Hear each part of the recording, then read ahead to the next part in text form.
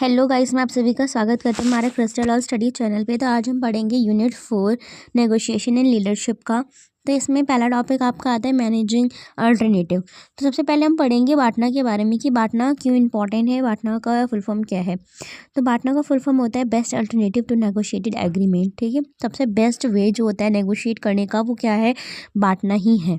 Saying why Batna is important. Batna gives you a leverage in a negotiation when you know you have got good big backup plan. You are not desperate to accept a bad deal. This confidence can help you lead negotiation better down. तो अगर जब हम लोग negotiate कर रहे होते हैं और हमारे पास कोई बैकअप प्लान नहीं होता तो बहुत ज़्यादा प्रॉब्लम होती है। तो इसीलिए हम लोग क्या रखते हैं, बैकअप प्लान के लिए अपना BATNA best alternative to negotiated agreement. ठीक है, तो बांटना हमारा एक बैकअप प्लान होता है जिससे हमें क्या मिलता है, हमें कॉन्फिडेंस मिलता है कि हमारे पास बेटर एग्रीमेंट के लिए बांटना है। ठीक है, जो कि हमें हेल्प करता है हमारे बेटर एग्रीमेंट के लिए, और ये कहीं ना कहीं हमें हेल्प करता है हमें डिसाइड करने के लिए when to walk away from a negotiation. If the deal on a table is worse than your BATNA, it would might be better to leave and go with your alternative। तो अगर कोई भी deal जो होती है verse हो जाती है तो हमें क्या करना पड़ता है, बांटना का हेल्प लेना पड़ता है। अगर वो भी उससे भी ज़्यादा वर्स हो जाए तो हमें क्या करना पड़ता है, बेटर टू लीव और गो टू योर अल्टरनेटिव। ठीक है, तो अल्टरनेटिव के साथ हमें क्या करना पड़ता है, जाना पड़ता है या फिर उसे लीव कर दो वहीं का वहीं। ठीक है, बात करते हैं कि हाउ टू डिटरमाइन योर बांटना। तो हम लोग अपने बांटना को किस तरह से डिटरमाइन कर सकते हैं। तो think about what other options you have if the current negotiation would not work out.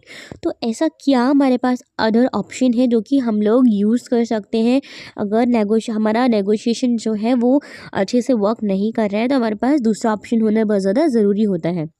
हम लोग कंपेयर कर सकते हैं अपने ऑप्शंस को, हम लोग दे सकते हैं कि बेस्ट क्या है हमारे लिए और चूज़ कर सकते हैं अपने बेस्ट इंटरेस्ट को। योर बांटना is the most valuable option. तो हमारा बांटना जो होता है वो कहीं ना कहीं बहुत ज़्यादा मोस्ट वैल्यूएबल ऑप्शन होता है दिस अल्टरनेटिव्स के लिए। तो यूजिंग बांटना इज़ नेगोशिएशन। तो बांटना कहीं ना कहीं हमें जब हम यूज़ करते हैं बांटना को नेगोशिएशन में तो हमें क्या करता है, वो स्ट्रेंथन करता है हमारी पोजीशन को। तो बांटना गिव्स यू मोर कॉन्फिडेंस। तो हमें अपने बांटना को जानते हैं अगर, तो वो कहीं ना कहीं हमें कॉन्फिडेंस देता है और सामने वाली पार्टी जो होती है वो नो करती है कि यू हैव गुड अल्टरनेटिव, कि हमारे पास बहुत ही अच्छा अल्टरनेटिव है, हमारे पास बेस्ट डील है डील करने के लिए। ठीक है, अवॉइड करते हैं हम लोग बैड डील्स को, क्योंकि हमारे पास गुड डील है बांटना। तो हम लोग बैड डील्स को क्यों प्रेफर करेंगे, राइट। हम लोग उसे अवॉइड करते हैं। If the deal you are negotiating does not meet your needs or your partner is better, you can walk away without regret।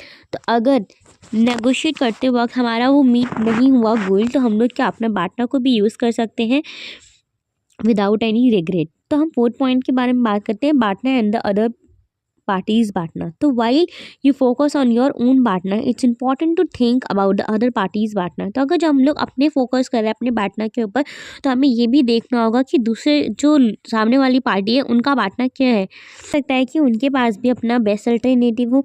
If the other party has a strong partner, अगर उनके पास ज़्यादा अच्छा partner है तो you may be less willing to negotiate. तो हम लोग क्या करेंगे, हम लोगों को लेस विलिंगनेस होगी नेगोशिएट करने की, क्योंकि knowing this can help you adjust your approaches. तो हम लोगों को ये क्या करेगा, अप्रोचेस तक पहुँचने में कहीं ना कहीं हेल्प करेगा, क्योंकि पार्टनर का जो एक्शन है वो कहीं ना कहीं फुल होता है while negotiation। If you are negotiating a salary with a company and they offer you low pay, that you have another job offer with a better pay, your partner is the other job offer। If the company cannot match your needs, you might decide to take the better offer। तो यहाँ पे क्या बात करी जा रही है, यहाँ पे बोला जा रहा है कि अगर नेगोशिएशन करते वक्त अगर हम लोग नेगोशिएशन कर रहे हैं सैलरी के ऊपर विद अ कंपनी, अगर वो लोग हमें लो पे में नौकरी दे रहे हैं, जॉब दे रहे हैं, तो हम लोगों को वो हम लोग नहीं लेते हैं। क्यों? क्योंकि हमारे पास है बांटना, हमारे पास है बेस्ट ऑफ़र है, तो हम लोग क्यों एक्सेप्ट करेंगे दूसरी कंपनी को, राइट। तो वो हम लोगों की नीड्स को जब पूरा नहीं कर सकती है तो हम लोग उसका ऑफ़र नहीं लेंगे, हमारे पास क्योंकि बेटर ऑफ़र है। अब हम आगे बात करते हैं इवैल्यूएटिंग अल्टरनेटिव ऑप्शंस ऑफ़र। तो यहाँ पे हम बात करेंगे evaluate alternative की। when you have different options compare them with what you want for the current negotiation। अगर हमारे पास different options हैं तो हम लोग क्या करते हैं, हम लोग कंपेयर करते हैं कि हम लोग नेगोशिएट कर सकें अपने करेंट ऑप्शन के साथ। हम लोग उनको क्या कर सकते हैं, मैच कर सकते हैं कि हमने पहले क्या गलती करी थी, वो गलती अब नहीं करनी है।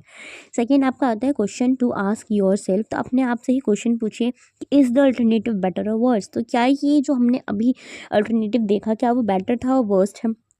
कंपेयर करो अपने ऑप्शंस के साथ उनको कि वो ज़्यादा वैल्यूएबल है, ये लेस वैल्यूएबल हमारे करंट नेगोशिएशन के साथ। अपने डील्स, अपने नीड्स को, अपने गोल्स को देखो, ठीक है। मैनेजिंग योर अल्टरनेटिव, अपने खुद के अल्टरनेटिव को मैनेज हम कैसे कर सकते हैं वो देखते हैं। नो योर पार्टनर, अपने पार्टनर को जानते वक्त, अपने पार्टनर को अवेयर होते वक्त हम लोगों को क्या होता है, क्लियर अंडरस्टैंडिंग होती है अपने ऑप्शन को लेकर कि करंट सिचुएशन में वो वर्क करेगा या नहीं करेगा। बाय नोइंग योर पार्टनर, जब हम लोग अपने पार्टनर को जानते हैं हमारे पास कॉन्फिडेंस होता है, हमारे पास बेटर डिसीजंस होता है कि हम लोग अवॉइड कर सके बैड डील्स को, ठीक है। सेकेंड पॉइंट आता है कि compare partner with the current. तो नेगोशिएशन में रेगुलर हमें कंपेयर करना चाहिए अपने करंट ऑफर्स को विद योर पार्टनर, और हमें करंट ऑफर्स को भी वर्स होना चाहिए हमारे पार्टनर से, कहीं ना कहीं वो बहुत ज़्यादा अच्छा होना चाहिए हमारा जो करंट ऑफर चल रहा हो, और चूज़ करता है हमारे वे को कि हम लोग किस तरह से अपने अल्टरनेटिव उस पर फोकस कर रहे हैं।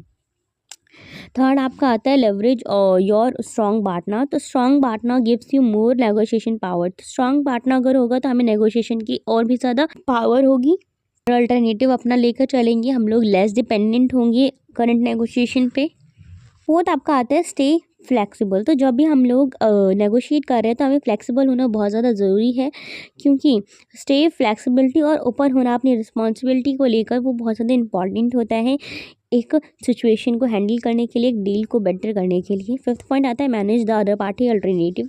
तो अदर पार्टी के भी अल्टरनेटिव को हमें जज करते वक्त चलना चाहिए, उसकी पोजीशन को देखना चाहिए, जज करते चलना चाहिए, और उसके पोजीशन को देखना चाहिए कि वो क्या अपना अंडरस्टैंडिंग लेके चल रहे हैं पार्टनर को लेकर। For example, if you are negotiating the price of your product, अगर हम लोग नेगोशिएट कर रहे हैं प्राइस के प्रोडक्ट को लेकर, तो पार्टनर कहीं ना कहीं हमें हेल्प करता है बाय करने के लिए same product at a cheaper price में, ठीक है।